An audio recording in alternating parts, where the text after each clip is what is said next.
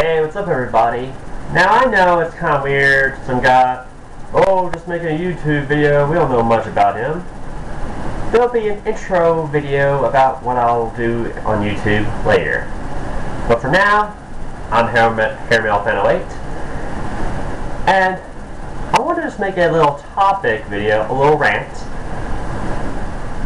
about this upcoming Wrestlemania match. Now, don't get me wrong, we got great matches such as John Cena and The Rock, potentially Chris Jericho and CM Punk. But one match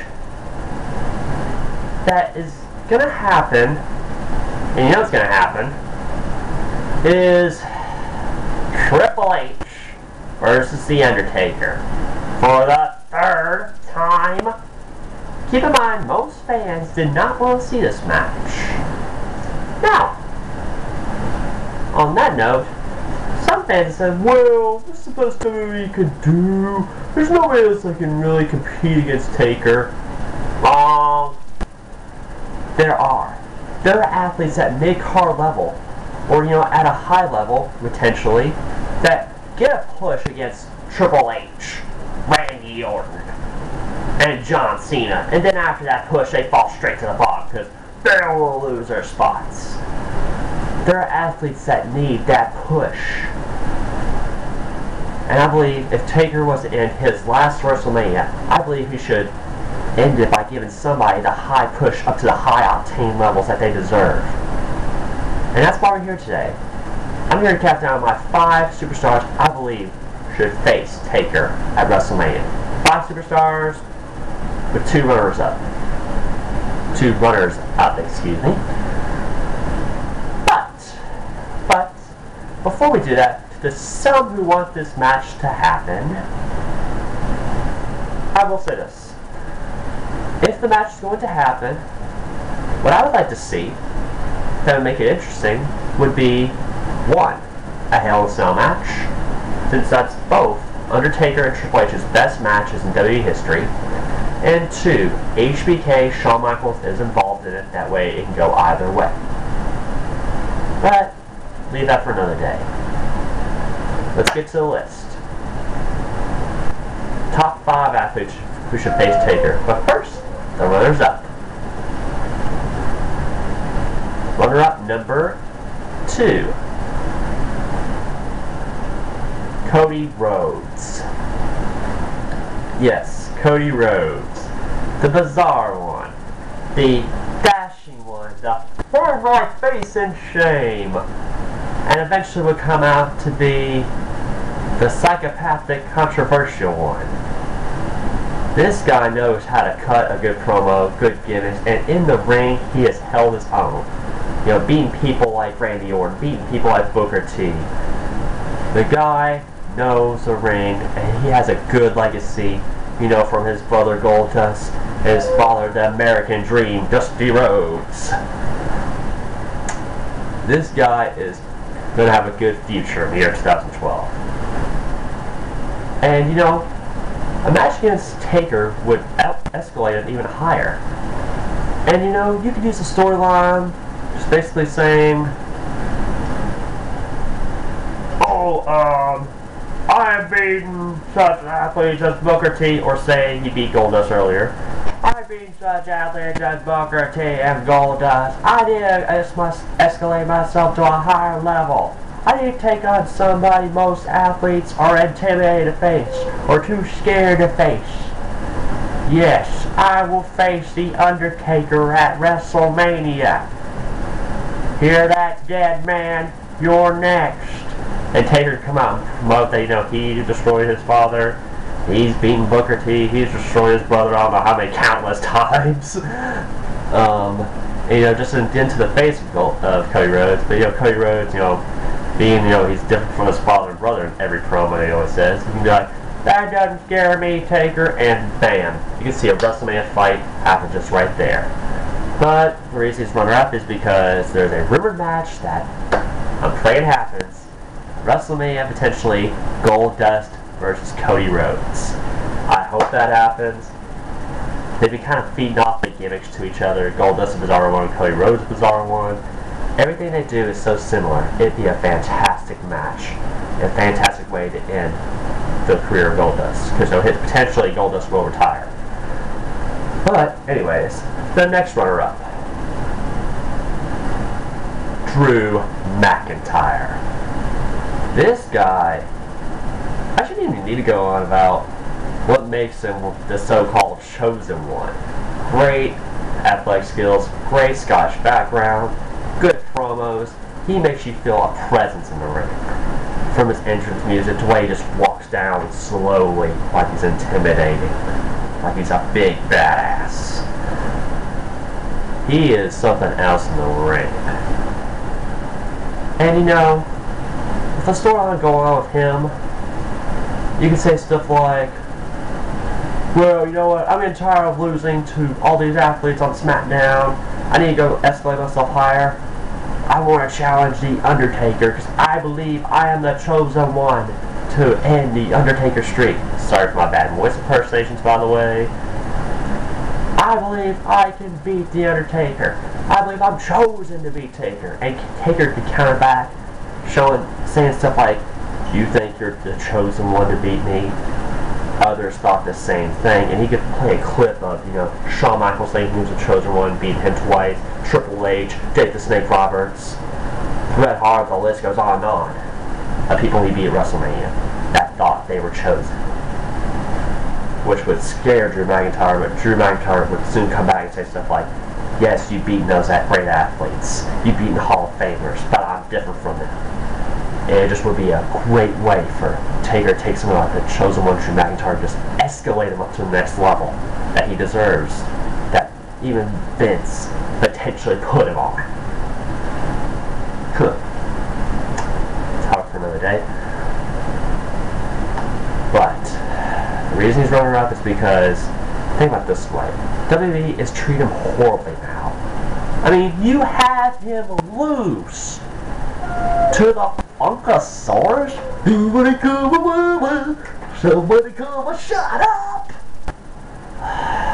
You have him lose to a big dancer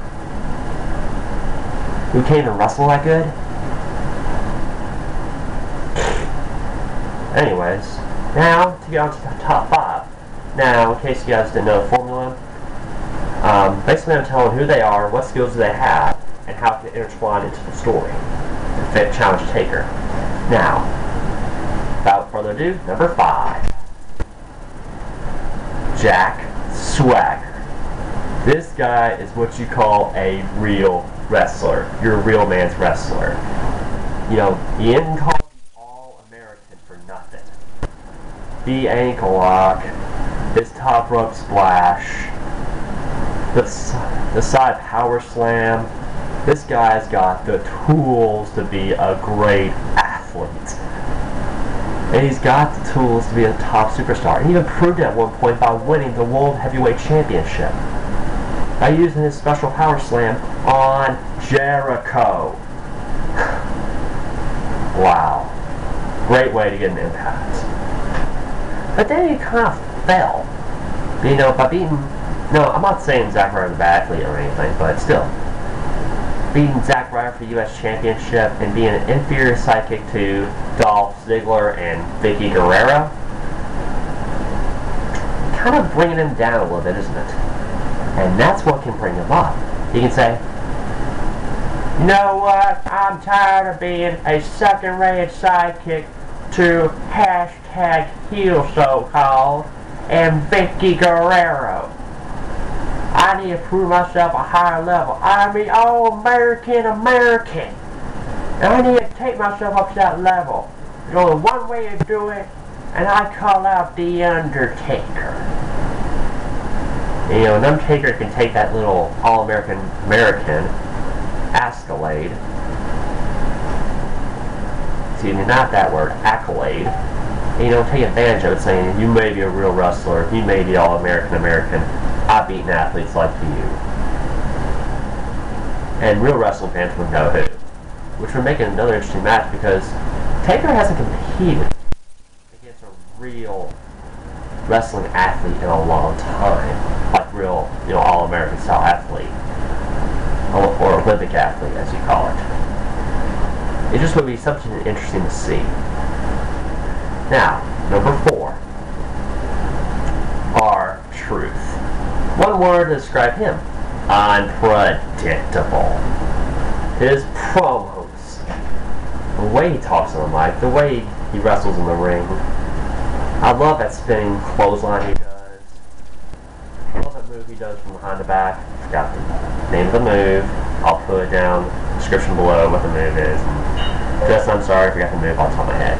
But the way he cuts his promos on the mic and everything, why do hot dogs coming up on the feet, but why the hot dogs in pack of 10? Or I'm a good R-Truth. Or little Jimmy, where are you? What the hell? That's what makes him something else. When he gets in that ring, everybody's just like, what the hell is going on? That's the way he can, stab Taker. He can come out there doing his, little Jimmy, what are you saying? You're saying I'm scared of the Undertaker? Well, I'm not scared of the Undertaker. And do his little blushing mad face that he does. That's so awesome.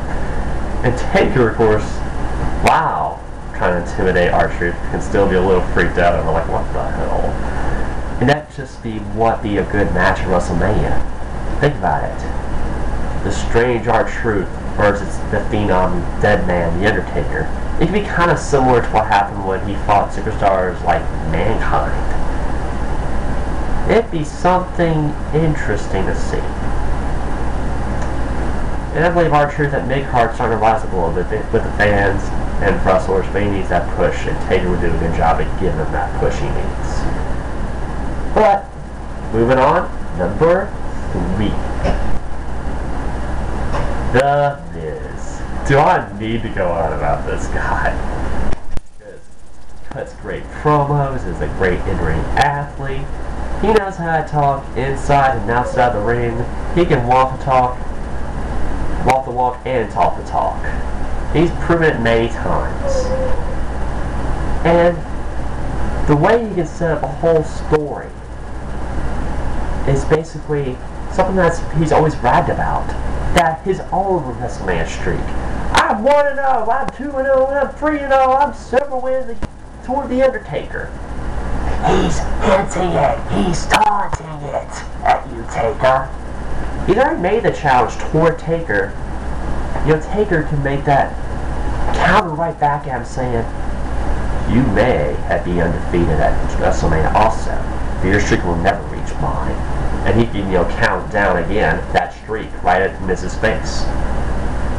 While Miz would make a counter one and do a silly count his streak, also saying, but you know what? My streak may not be as long as Taker's. But if I was to give him that loss and strike that loss to Taker, 19-1, he can say, if I beat him, that streak won't matter. I'll be the next dominating athlete.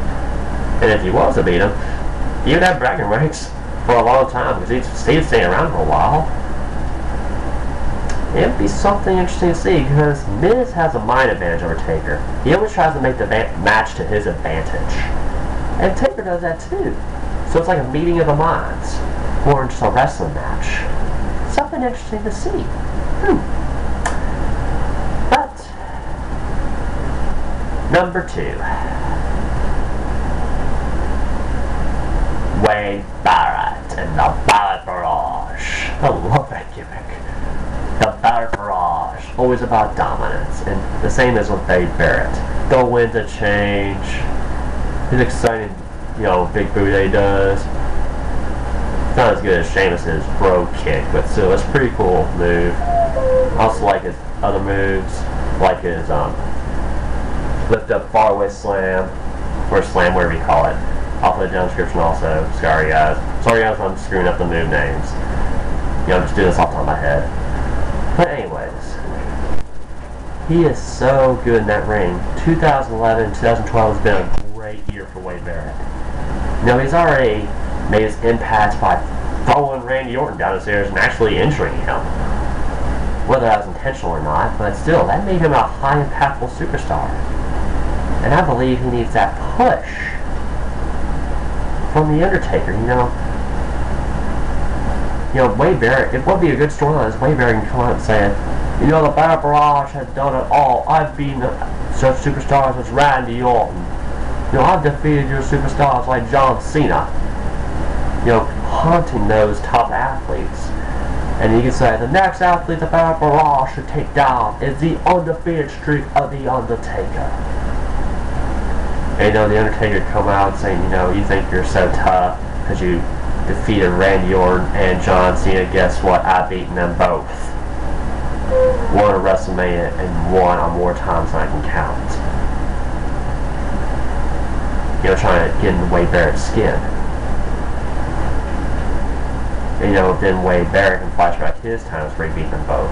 It just would be another great meeting of minds, and not only just a great meeting of minds, but imagine if the match was a street fighter match. A street fight match, excuse me. Since they both have backgrounds of boxing, and since Wade Barrett loves to use the environment to his advantage, you know, I can see him you know, beating up Taker a few rounds and going out from under the ring, getting, you know, a chair or a barbed wire bat and smacking Taker.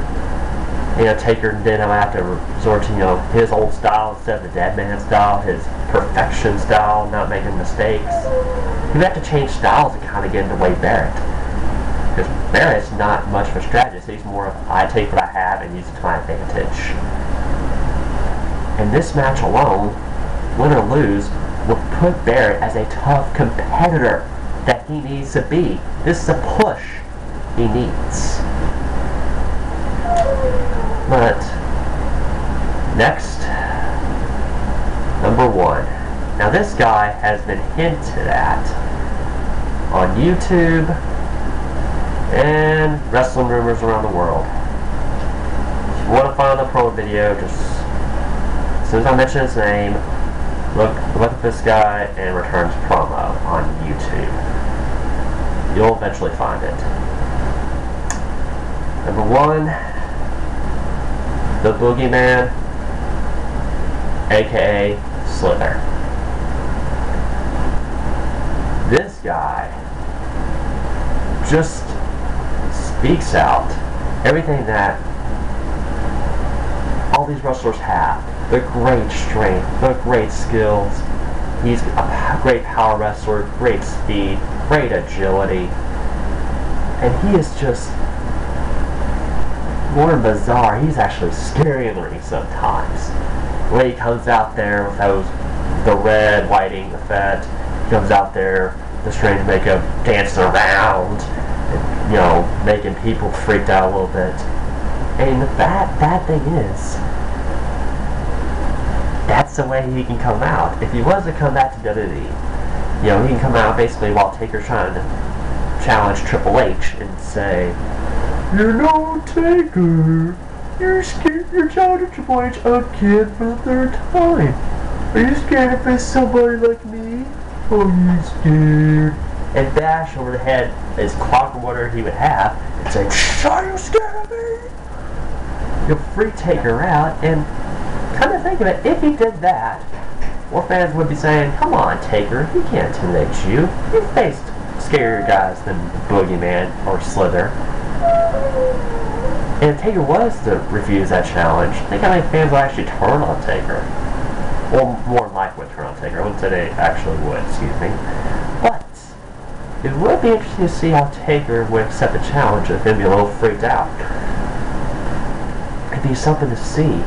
You know, you got 2 guys that are both, you know, got scary gimmicks, and them trying to scare both each other just to get them into a challenge between each other. You know, you got the scary phenom who makes impacts in the ring, and you got the Boogeyman who makes you afraid of the dark, or the monster in the closets. Sounds like a heck of a match for WrestleMania. And think about it this way. It'd be a great way for a Boogeyman to return, win or lose. If he returns, got The Undertaker into a match, and fought a great last match at WrestleMania, it'd be a great return. And if he was to even win, that'd be the greatest return in WWE history. To end the streak of the dead man. It would be something interesting to see if it did happen. But I digress. So, there's my top 5. Now guys, I want you to take account of this. You know, this is my personal top 5. But I know you guys are fans. There are some fans out there that believe there's other competitors that Taker should fight, that Taker should give the push to. So comment below. Tell me 3 things. Who they are, what skills do they have, and how do you think in the storyline it will set up the match between them and Taker. And, you know, like I said, or no, what I will say is this. You know, comment below, I'll read them, and I'll reply, you know, most of them, or all if I can. I would just at least love to read the comments and see your own guys' perspective on it, because I know you guys are real wrestling fanatics, most of you, or actually potentially all the people online are. So, just comment below, tell me what you think. Who should face Taker at Wrestlemania? So, peace, love, rock on, and thank you for watching.